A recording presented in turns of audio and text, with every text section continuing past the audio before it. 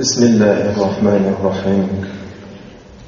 اللهم ارحمنا بالقرآن العظيم واجعله لنا إماما ونورا وهدى ورحمة. اللهم ذكرنا منه ما نسينا وعلمنا منه ما جهلنا وارزقنا تلاوته آناء الليل وأطراف النهار. اللهم إنا نسألك الهدى والتقى والعفاف والغنى برحمتك يا أرحم الراحمين. الحمد لله رب العالمين الرحمن الرحيم مالك يوم الدين، والصلاة والسلام على أشرف الأنبياء والمرسلين وعلى آله وأصحابه أجمعين ومن تبعهم بإحسان إلى يوم الدين. أما بعد، السلام عليكم ورحمة الله وبركاته ومغفرته. محترم جماعت، امروز 11 ماه صفر سال 1428 هجری مطابق 2 ماه مارس سال 2007 میلادی روز جمعه است. همه شما را با این روز سعید تبریک و تهنیت گفته برایتان از درگاه خداوند منان و مهربان صحت و سلامتی، عمر پربرکت و خوشی‌های زندگی و سعادت آخرت را آرزو میکنم و دعا میکنم که خداوند هر یکی ما و شما را از فیض و برکات این روز سید جمعه برخوردار گرداند. اعوذ بالله من الشیطان الرجیم. بسم الله الرحمن الرحيم. يعرف المجرمون بسيماهم فيؤخذ بالنواصي والأقدام. فبأي آلاء ربكما تكذبان. هذه جهنم التي يكذب بها المجرمون يطوفون بينها وبين حميم آن. فبأي آلاء ربكما تكذبان. ولمن خاف مقام ربه جنتان. فبأي آلاء ربكما تكذبان. ذواتا أفنان. فبأي آلاء ربكما تكذبان. فيهما عينان تجريان. فبأي آلاء ربكما تكذبان. فيهما من كل فاكهة زوجان. فبأي آلاء ربكما تكذبان. متكئين على فرش بطائنها من استبرق وجنى الجنتين دان. فبأي آلاء ربكما تكذبان. صدق الله العظيم. لا بشيء من نعمك ربنا نكذب فلك الحمد.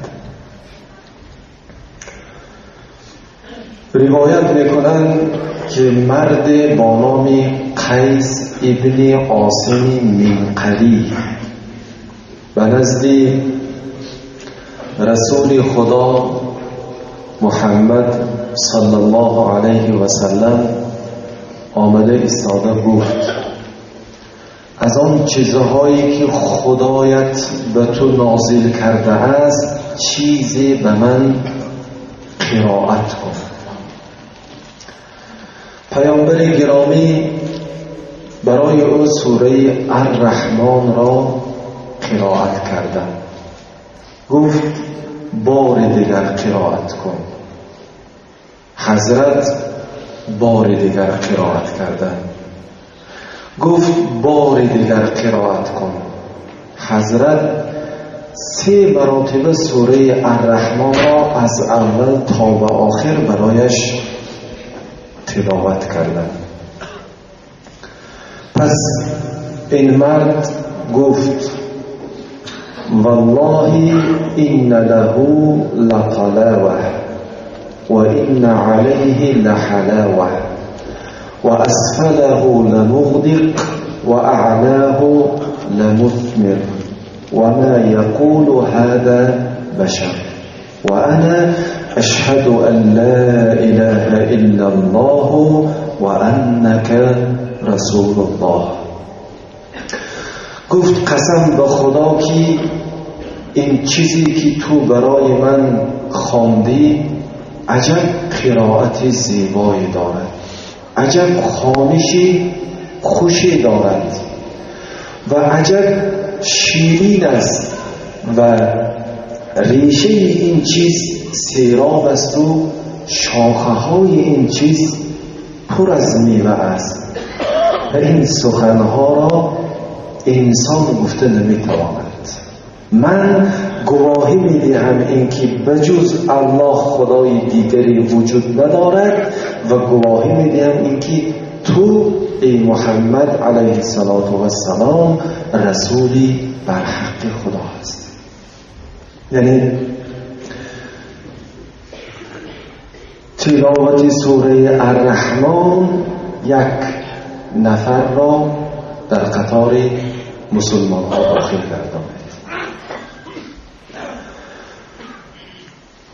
هفته گذشته ما و شما در همین آیت صحبت را به پایان رسانیده بودیم که رسول خدا صلی الله علیه و سلم بلکه خدای بزرگ گفت استعیذ بالله فیومئذ لا یسأل عن ذنبه انس ولا جان. یعنی روز قیامت وقتی که خداوند همه انسانها و همه جنها را زنده کرده استاده در صحرای قیامت جمع میکند، هیچ کس پرسیده نمیشود که آیا تو بودی گناهگار یا تو این گناه را کردی. هیچ کس پرسیده نمیشود.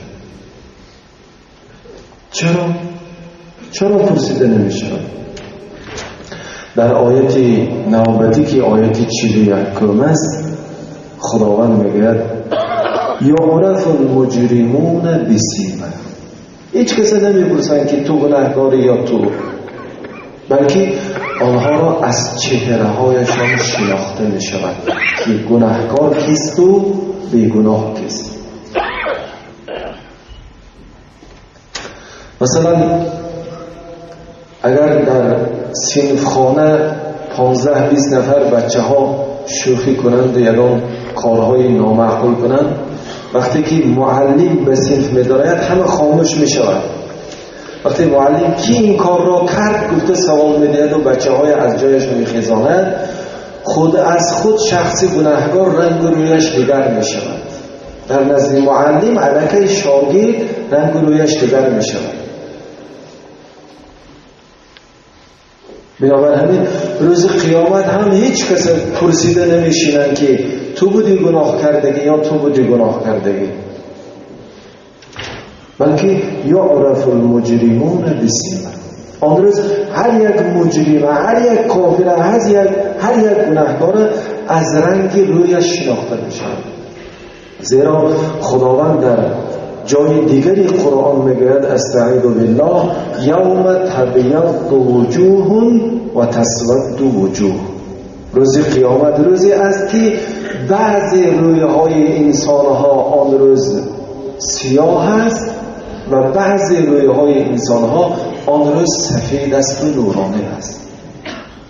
و یا در سوره دیگر میگوید استعیذ بالله و نحشر المجرمین یومئذ زرقا.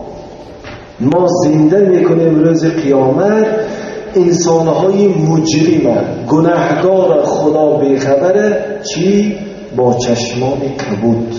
یعنی انسان‌های کافر و مجرم و گناهگار روز قیامت وقتی که زنده شده میخیزن، رنگشان سیاه سیاه و چشمانشان کبود. از این شناخته میشه. ببینید چقدر یک صورتی زشت که خدا آنها زنده میکند روز قیامت. رنگ روز سیاه باشد و چشمها کبود باشد. خیلی افت انسان در این رنگ و روز زشت میشه. بنابراین روز قیامت حاجت به پرسیدن نمیماند که آیا تو گناهکار یا تو گناهکار، آیا تو کردی این گناه یا تو کردی، بلکه آن روز از سیمای هر کس خودش معلوم می شود که کی گناهکار است و کی بیگناه است، کی کافر است و کی مسلمان است. زیرا که انسان‌های کافر، مجرم، گناهگار آن روز با رنگ سیاه و چشمان کبود زنده می شود. فیؤخذ بالنواصی والاقدام. پس همون انسان‌های گناهگار که خودشان علکی با رنگ رویشان معلوم میشوند، جدا شده میایستند، آنها را فرشته ها از موی سرشان و از پایشان قپیده ایستاده به آتش دوزخ می‌برند. حضرت ابن عباس رضی الله عنه در تفسیر این آیت میگویند یؤخذ بناصیة المجرمی و قدمیه فیکسر کما یکسر الحطب ثم یلقى فی النار. شخصی کافر و مجرم و گناهگار، فرشته ها از موی سرش میقپند و از قدمهایش میقپند و همچنانی که هیزم تنور و یا آشام و پرتافتازگی و از میانش شکسته ایستاد داخل تنور یا اینکه آتش دام میکنه، مجرم و کافر و گناهگار آن روز همین خیلی مثل هیزم از میانش میشکنند و به آتش دوزخ میپرتند. فبأي آلاء ربكما تكذبان. شما میشونید این انسان ها که خداوند شخص کافر و مجرم و گناهگار به چه عذاب دردناک و خار گرفتار میکند. آیا شما حالا هم این کار میکنید پروردگار خود را؟ آیا بعد از شنیدن این عذاب باز هم به این کار خود شما دوام میدهید؟ اما بنده های نیکبخت چی میگویند؟ لا بشیء من نعمک ربنا نکذب فلک الحمد. نه خدای رحمان که ما را آفریدی، ما را رزق میدهی، به ما توفیق طاعت و عبادت دادی، به ما ایمان دادی، به ما اسلام دادی، ما هیچ نعمتی تو را این کار نمی کنیم، بلکه ما در کوشش آن هستیم که در عوض هر یک نعمتی که به ما داده ای تو را شکر کنیم، تو را حمد کنیم. هذه جهنم التي يكذب بها المجرمون. بعدا خداوند میگه این است آن جهنمی که شما را از آن آگاه کرده شده بود، ای مجرم ها، ای کافر ها، ای گناهگار ها، اما شما به آن باور نکردید. هنگام به آتش دوزخ پرتافتن این سخن گفته می شود برایشان. و بعضی مفسرها میگن که در همین دنیا هم تعلق دارد، یعنی بعد از آن که خدا صفت کرد عذاب دوزخیانه که شما را به مانند هیزم از میانتان شکسته ایستاده به آتش دوزخ میپرتایند، این است عذاب آخرت شما، این است عاقبت بی ایمانی شما.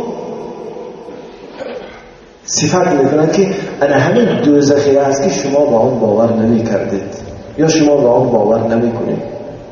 یطوفون بینها و بین حمیم آن، که بعد از آن که مثل هیزم از میان شکسته دوزخی ها را با آتش دوزخ پرتافته می شود، آنها به چه حالت گرفتار می شوند؟ لحظه در آتش سوزان دوزخ می سوزند و لحظه در آبی جوشان آنها را عذاب کرده می شود.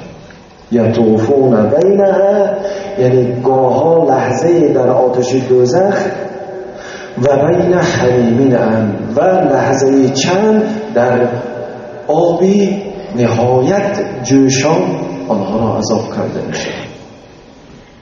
زیرا خداوند در جای دیگری قرآن هم این چیز را خبر می‌دهد که استعیذ بالله فی الحمیم ثم فی النار یسجرون، در آتش دوزخ بعد از آن در آب جوشان انسان‌هایی را که در دنیا به خدای رحمان ایمان نآوردند، طاعت و عبادت او را نکردند عذاب داده میشه. وقتی که در آتش دوزخ چند لحظه میسوزند و عذاب دردناکی برای طاقت نمیکنند و آبگویان ناله میکنند و داد و فریاد میکنند، آنها را از آتش دوزخ میگیرند و آب میبرند، به نزد آب میبرند. ببینند که آب میخواهند خود را به داخل آن آب اندازند، از آن نوشند و تشنگی خود را شکنند، سوختگی خود را آرام بخشند. وقتی که به آب نزدیک میشوند و به آب داخل میشوند، آب از آتش هم سوزان‌تر است. فبأی آلاء ربکما تکذبان، کدامین نعمت خدای رحمان را انکار میکنی ای انسان؟ حالا هم در دلت ترس خدا پیدا شده است؟ حالا هم از عاقبت خودت اندیشه نمی کنی که چه عذابی را خدا به تو وعده کرده است اگر کی به او ایمان نآوری، اگر کی عبادت او را به جا نمی آوری؟ عاقبت بدی خدا ناشناسی و عاقبت بدی گناهکاری و عاقبت بدی از عبادت خدا سرکشی کردن شنیده ایستاده ای و حالا هم او را انکار میکنی، حالا هم او را عبادت نمیکنی.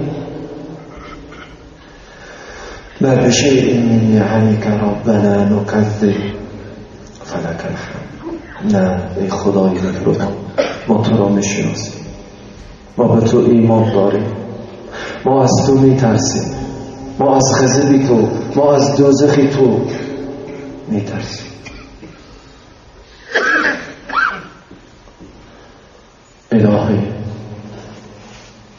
الهی از کرم بر عاصیانت لطف و احسان کن، سواد نامه ها را شست و شو در بحر غفران کن. مکن شرمنده روز جزا این خاک عاصی را، ز لطف خود به این اهل خجالت ستر عصیان کن. از این دست و از این پای و از این گوش و از این چشم و از این زبانی که خدای رحمان تو به ما داده ای چقدر گناه ها سر زد، چقدر خطا ها سر زد. ما نزد تو همگی یک بنده عاجزی، گناهگاری، شرمنده، خجالت زده هستیم که در مقابل لطف و مرحمتت، در مقابل ناز و نعمتت ما تو را شکر کرده نتوانستیم. فقط از لطف تو، فقط از رحمت تو ما امیدوار هستیم که این بنده های خجالت زده روز قیامت با مرحمتت گناهشان را پوشان. ندارم از عمل جز معصیت، هنگام سنجیدن ترازو را گران، از فضل خود در وزن میزان کن. خروشی دوزخی سوزنده در حلمی مزید گوید، خلاص آسیان خسته را زنار سوزان کن. وقتی که روز قیامت به آتش دوزخ کافرها و مجرمهای و گناهکارها را پرتافتن میگیرند، آیا آتش از هیزم سیر می شود؟ در همین دنیا دیدید که آتش از هیزم سیر شده باشد.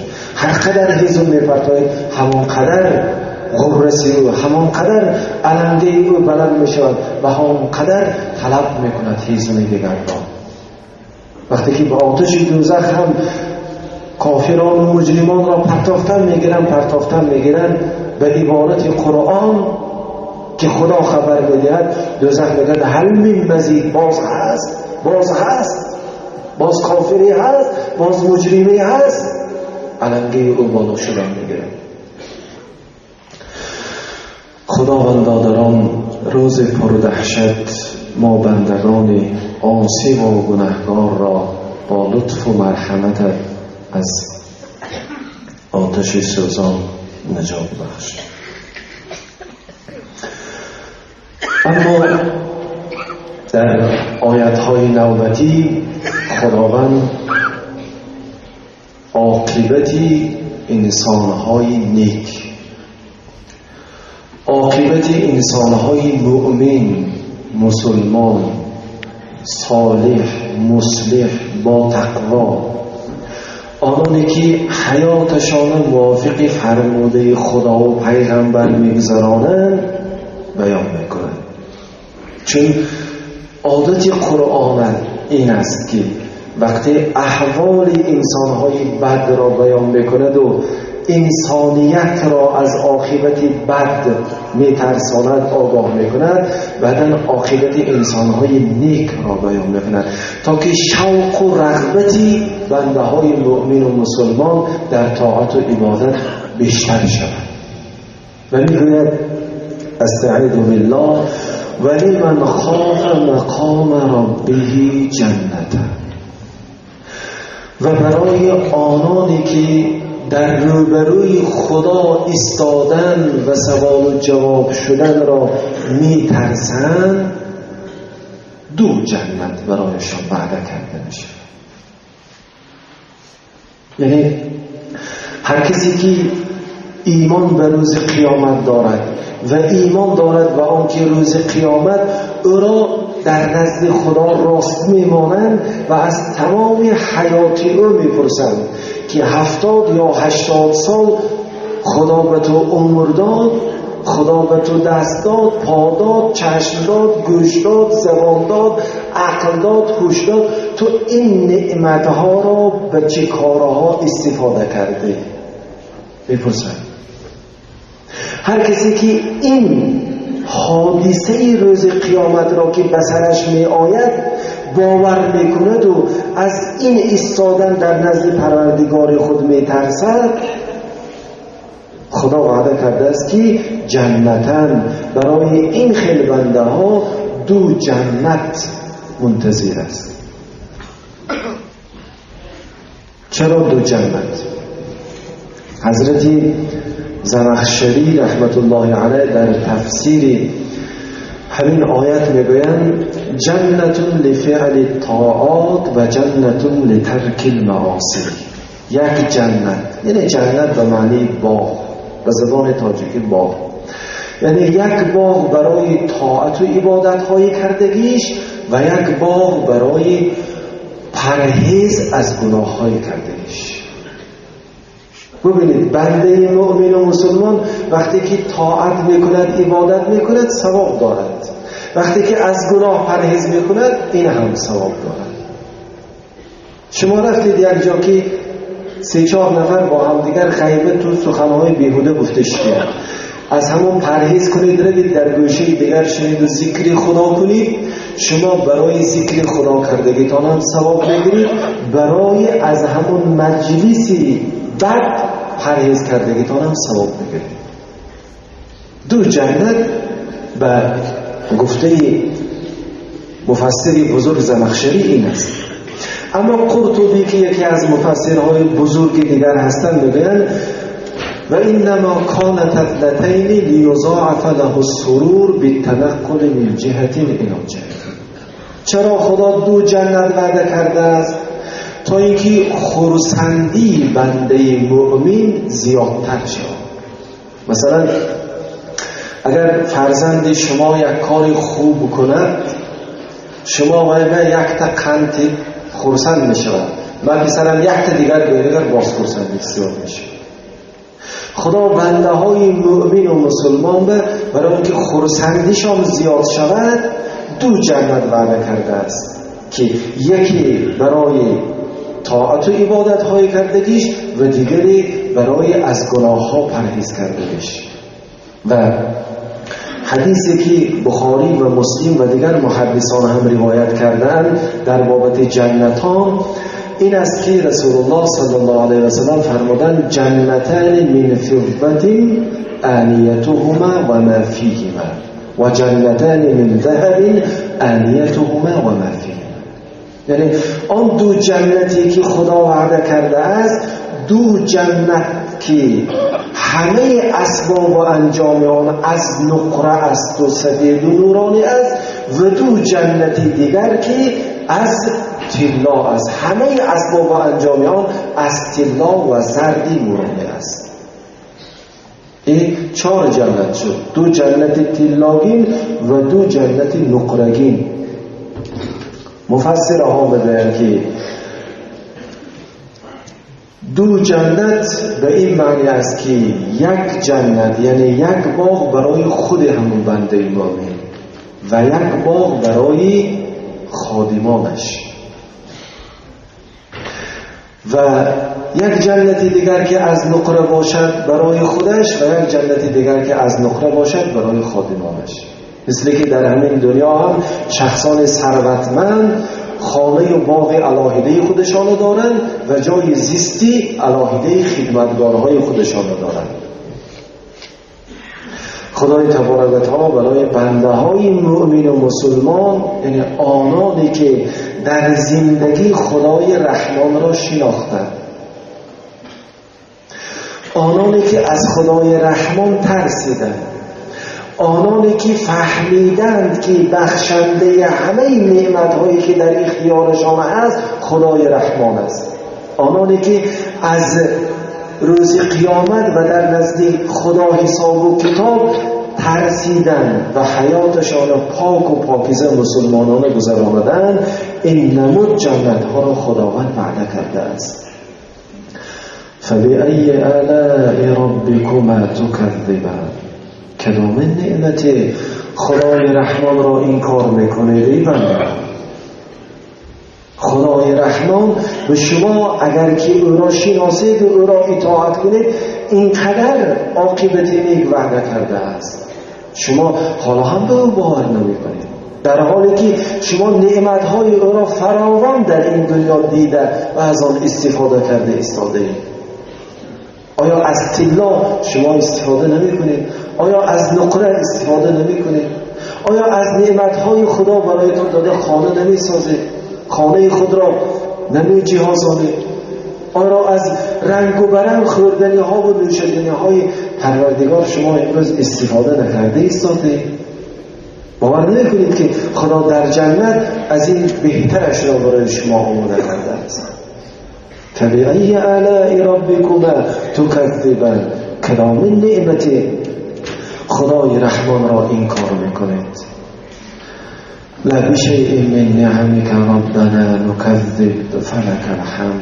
نه ای خدای مهربان، ما هیچ نعمت تو را انکار نمی کنیم. هر چی که امروز ما در اختیار داریم همه از تو است، از لطف تو است، از رحمت تو است که به ما داده، و ما به همه آن نعمتهای فراوان و بهتری دیگری که در آخرت در جنت برای ما بندگان مؤمن و مسلمانت وعده کرده باور داریم، تصدیق میکنیم، یقین داریم که این چیزها برای بندگان نیکت آماده است.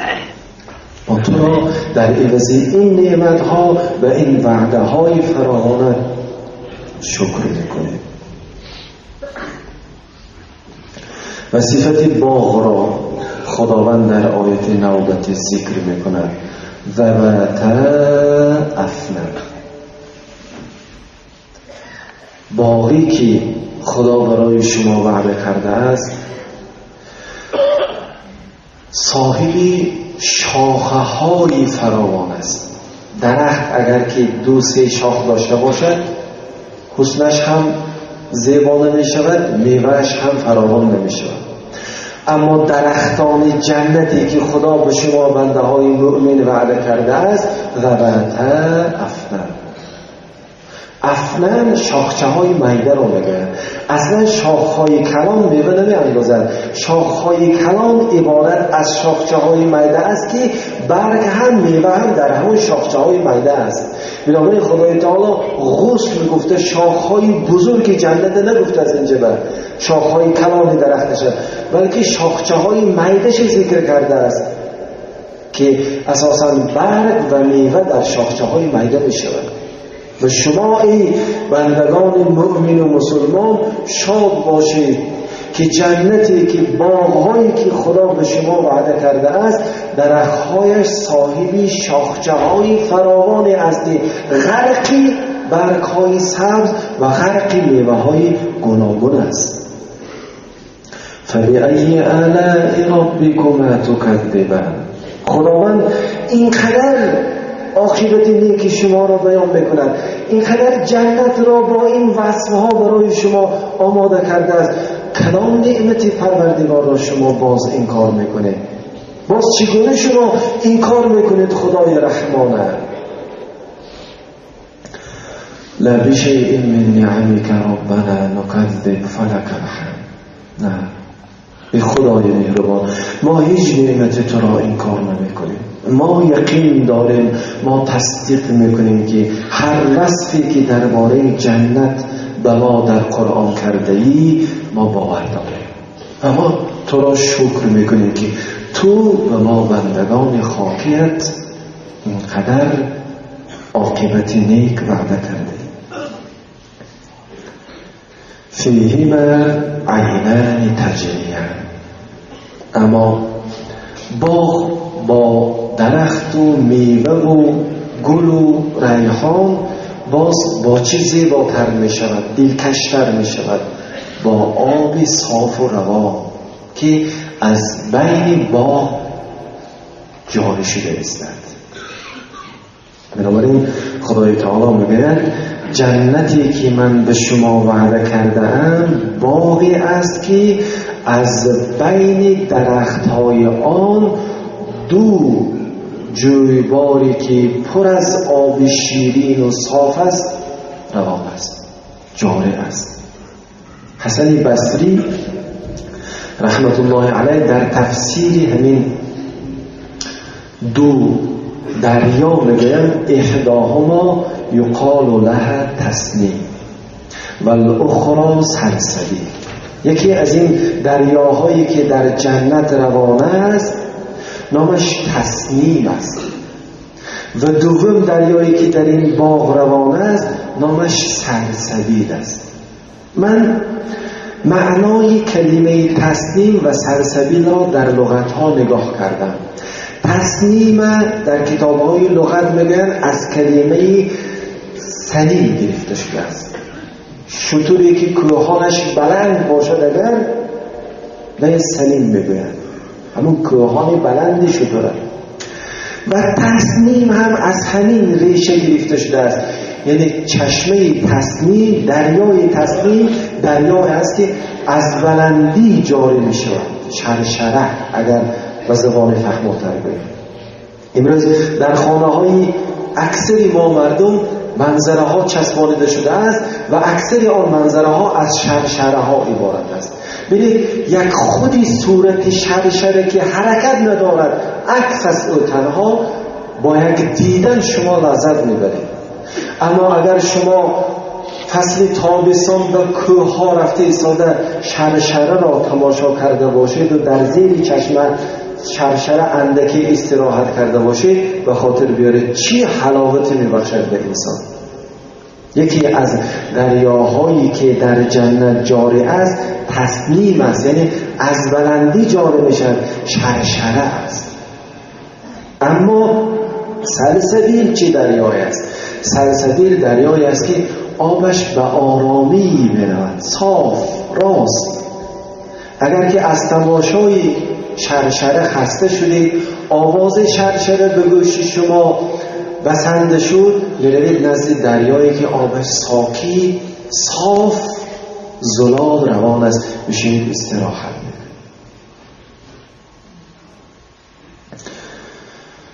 فبأي آلاء ربكما تكذبان. خداوند برای شما بندگان مؤمنش اینقدر جنت را زیبا کرده است، باز کدام نعمت خدا را انکار میکنید؟ لا بشیء من نعمک ربنا نکذب فلک الحمد. نه خدای مهربان، ما هیچ نعمت تو را انکار نمی کنیم، بلکه در عوض هر یک نعمتت کوشش میکنیم که شکر کنیم. فیهما من کل فاکهة زوجان. میوه های جنت چگونه است؟ خدا میگوید دو جنت یا دو جنتی که من به شما وعده کرده ام، در اون جنت از هر یک میوه دو گروه، دو نمود است. چگونه از هر یک میوه دو نمود است؟ در تفسیر این آیت حضرت ابن عباس رضی الله عنه میگویند ما فی الدنیا ثمرة حلوة ولا مرة الا وهي فی الجنة حتى الحنظل الا انه حلو وليس فی الدنیا مما فی الآخرة الا الاسماء. یعنی هر نمود میوه‌ای که در جنت باشد، خواه ترش باشد و خواه شیرین باشد، همه این نمود میوه هایی که شما در دنیا دیده اید در جنت هست. حتی حنظل گفته که یک میوه است که در طرف های عربستان میروید، خیلی تلخ است، همین حنظل هم در جنت هست میگن ابن عباس، اما حنظل جنت شیرین است. لیکن هر میوه‌ای که خدا ذکر کرده است برای ما و شما که در جنت مثلا سیب است و انگور است و خرما است و دیگر میوه ها در سوره های دیگر، در آیات های دیگر خدا ذکر کرده است. حضرت ابن عباس رضی الله عنه میگن که هر چیزی که در این دنیا بنده شنیده است نام میوه جنت را، فقط نامش را شنیده است، اما این خیلی میوه جنت را وی در این دنیا استفاده نکرده است. سیب جنت به مانند سیب دنیا نیست، انگور جنت به مانند انگور دنیا نیست، انار جنت به مانند انار دنیا نیست، شفتالی جنت به مانند شفتالی دنیا نیست. بلکه هر میوه‌ای که در جنت هست نامش را میشنیم خیال میکنیم که مثل میوه های ما است. نه، ابن عباس میگن فقط نامش، اما خودش میوه است با صفت دیگر. فبأي آلاء ربكما تكذبان. کدام نعمت خدای رحمان را انکار میکنه؟ خداوند در همین دنیا به شما رنگ و برنگ میوه داده است، رنگ و برنگ نعمت داده است، از آن میگیرید، میخورید، استفاده میکنید. آیا انکار میکنید که انگور خدا نآفرید؟ آیا انکار میکنید سیب خدا نآفرید؟ آیا انکار میکنید گندم خدا نآفرید؟ آیا انکار میکنید انار خدا نآفرید؟ یا شما ساختید، یا شما از زمین کشیده برآوردید؟ پس شما به آن میوه هایی که در جنت برایتان آماده کرده است و وعده کرده است باور نمی کنید؟ چرا باور نمی کنید؟ خدا که در این دنیا از این زمینی که عبارت از خاک سیاه است به شما اینقدر رنگ و برنگ میوه هایی که داده است، رنگش دیگه، مزهش دیگه، از زمین جنت که همه مشک و عنبر است، آیا نمیتواند به شما میوه های خوشمزه و خوشمزه و خوش عنتری برای شما آفرد؟ لا بشیء من نعمک ربنا نکذب. نه، توبه کردیم خدا، ما هیچگاه این وعده های تو را باور نکرده نمیمانیم، ما به همش باور میکنیم و ما در برابرش تو را شکر میگوییم که در عوض این چند رکعت نماز، در عوض این چند روز روزه، در عوض این چند روز حیاتی که در دنیا میگذرانیم با صبر از گناه ها و از حرام ها، از فسق و فساد ها، تو به ما اینقدر نعمت وعده کرده. تو را شکر. بعدا احوال جنتیان را خدا صفت میکند، بیان میکند که متکئین علی فرش بطائنها من استبرق.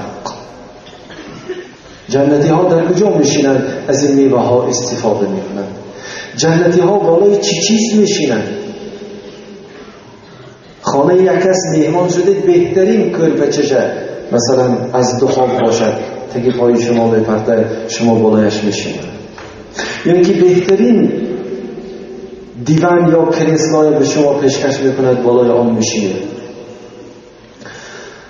بنده های مؤمن، آنانی که در دنیا خدای رحمان را شناختند، از او ترسیدن، او را عبادت کردن، از گناه ها و حرام های گفته اش پرهیز کردن، اینها در جنت مهمان خدا هست و خدا مهماناش بالای چی میشناند؟ متکئین علی فرش بطائنها من استبرق. ببینید چقدر زیبا. من میدونم نفهمیدید چی گفت خدا، اما شنیدنش کیف داره.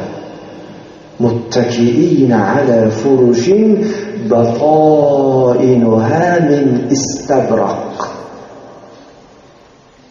خانه یک کس مهمان شدید، اگر یانباش کرده یک پهلو زنید اگر عیب است، اما مهمان خدا شوید در جنت، خدا میگه متکئین، تکیه زده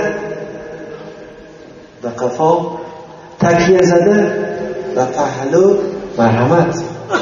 بالای چی؟ علی فروشین، بالای فرش ها، بالای قالین ها. چگونه قالین ها؟ به مانند قالین های این دنیا نی، همین قالین رنگش میبینیم و به به میبینیم. قالین های جنت خدا صفتش میگن که بطائنها من استبرق. زیر آن، تگی آن از ابریشم مهین لیکن غوث بافته شده است. ابریشم این قیمتترین متاع است در همین دنیا که از پله گرفته می شود، که امروز این چیزهایی که با نام شاک در بازار می فروشند و ما و شما می خریم، اینها یگانش ابریشم نیست، اینها همش چیزهای صنعی است. بدن انسان فعال نیست. این چیزها کیفیت لذت نمی بخشد، راحت نمی کنید با اون چیزها. بالای این قالین ها راحت نمی کنید، همش صنعی است. اندک رکوع و سجود و خمس به پیشانیتان ماندن گره دیگر پیشانیتان می خراشد این قالین ها. اما قالین جنت خدای تعالی میگه که پشتش استبرق است. استبرق وقتی من در لغت دیدم، استبرق کلمه فارسی تاجیکی بوده است، از کلمه ستبر گرفته شده و استبرق هم میگوید یعنی چیزی غوث. امروز در بازارها ادیالها میفروشند غوث، ملایم، با وجود غوث بودنش ملایم، بدن شما را راحت میبخشد. فرشهای جنت خدای تعالی میگه که پشتش از ابریشم غوثی با زر آمیخته شده بافته شده است. پشتش، این قالین ها پشتش کلی است. حضرت ابن مسعود در تفسیر این آیه میگن هذه البطائن فکیف لو رأیتم الظلام. اگر پشت فرشهای جنت از ابریشم مهین با زر آمیخته شده غوث بافته شده باشد، رویش چگونه باشد؟ رویش چگونه؟ حضرت ابن عباس رضی الله عنه چی میگن؟ لما سئل عن الآیه ذلك مما قال الله تعالی استعین بالله فلا تعلم نفس ما اخفی لهم من قرة اعین. خدا پشتش گفته است اما بالاش نگفته است. هر چیز بالاش از پشتش دیده زیباتر میشه، هر متاع رویش از پشتش دیده زیباتر میشه. قالین ها رویش از پشتش دیده زیباتر است. اما فرش های جنت، قالین های جنت پشتش از ابریشم مهین با زر آمیخته شده غوث بافته شده است، اما رویش خدای تعالی صفتش نگفته است. و وقتی که ابن عباس رضی الله عنه پرسیدن که پس رویش چی باشد، ابن عباس آیت 17 سوره سجده خوانده گفتن که فلا تعلم نفس مما اخفی لهم من قرة اعین. هیچ نفس، هیچ انسانی نمیداند که خدا برای او در جنت چه چیزهای آفریده مانده است که با دیدن او چشمان او روشن می شود. یک چیزی خرسندی بخش اگر دیده مانید، اگر چشمتان جرقت می کند، خرسند می شوید. خدا میگوید در آیت 17 سوره سجده که جنت به خدا یک چیزها برای بنده های مؤمنش آفریده مانده است که با دیدن آن چشمانشان نور میبرارد، از خرسندی جرقاس میزند. نمیدونم که چی چیز است، امروز ما نمیدونیم آن چی چیز است. و گفتن بالای روی فرش های جنت از جمله این گفته خدا است، هیچ کس نمیداند چی بون است، گفته نمیشود آن را. کلمه نیست که به انسان فهمانده شود که پشتی قالین های جنت این است، چه که ذکر کرد، اما گفته نمیشود که بالای آن چی بون است. و جنن جنتین دهن، مهمانهای خدا داخل جنت شدن بالای فرش ها که پشتش معلوم شد به ما از چی است، اما بالاش نمیدانیم از چی، چقدر زیبا باشد، چی عجیبی باشد. خوابدن آمدن بالای آن نشستن، تکیه کردن، یانباش کردن. و جنن جنتین دهن، میوه های جنت خدا با آن صفت و با آن رنگ و برنگی که ذکر کرد میگوید که دهن. حضرت ابن عباس در تفسیر این آیه میگن تدن الشجرة حتی یجتنیها ولی الله ان شاء قائما و ان شاء قائدا و ان شاء مستجابا. این شما بالای فرش ها یانباش میکنید، تکیه میزنید، جنت را تماشا میکنید، درخت های پر از میوه، شاخهایش غرق برگ و میوه، میشینید تماشا میکنید و یکی از میوه های شاخی درخت های جنت به شما معقول میشود. میخواید که در بلندترین شاخی که یک سیب زیبا است یا که یک انار زیبا است به شما معقول میشود، میخواید آن را گیرید. در دنیا چیکار میکنید؟ ناربانکا، استلکا، بالاش به برا چپه میشی و گرفته نمیشد. بعضی میوه های زیباترینش بلندی شاخهای درخت به خوراکی یا تومه زاغ‌ها و مینه ها میشود، گرفته نمیتونه. اما بلندترین شاخی جنت میوهش به شما معقول شود، شما از جایتان نخیزید، هیچ چیز جستجو نکنید. میگوید خدا هیچ چیز لازم نیست. اقلا شما از همون تکیه و یانباشتون نیمخیز هم نشدید. چرا که میوه های جنت دهن. شما راستی سادید، شما نشستید، شما یک پهلو خوابید، فقط در دلتان خواهش پیدا شد که همان سیب به دستی من آید یا همان انار به دستی من آید. شما اقلا نگویید که ای انار به نزد من بیا، ای سیب، فقط شما خواهش کنید. شاخ خم می شود، سیب به دست شما جای نگیرد. شما فقط یک خواهش کنید، خوشه انگور می بیاید بالای دست شما قرار نگیرد. شما فقط یک خواهش کنید، انجیل جنت می بیاید بالای دست شما قرار میگیرد.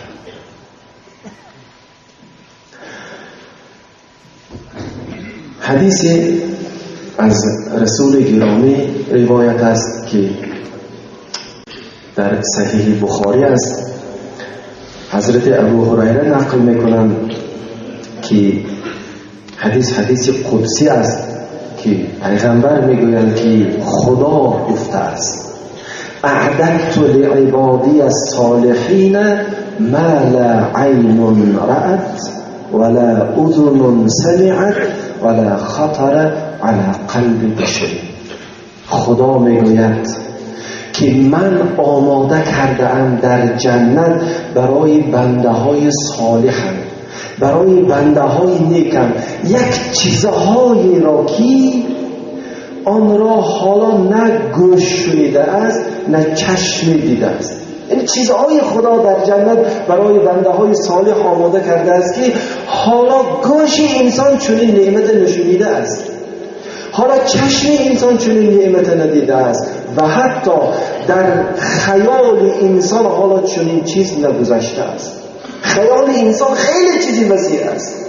مثلا شما یک جا بشینید و خیال کنید که من برای خودم یک خانه سازم، پولتون نباشدم، خیالتون هست. خیال کردن گیرید زینش این خیل میکنم، تیریزش این خیل میکنم، میبلش این خیل میکنم، رنگش این خیل میکنم، خیالتون پایان نداره. خیال کردن گیرید، هر چی میخواهید خیال کنید.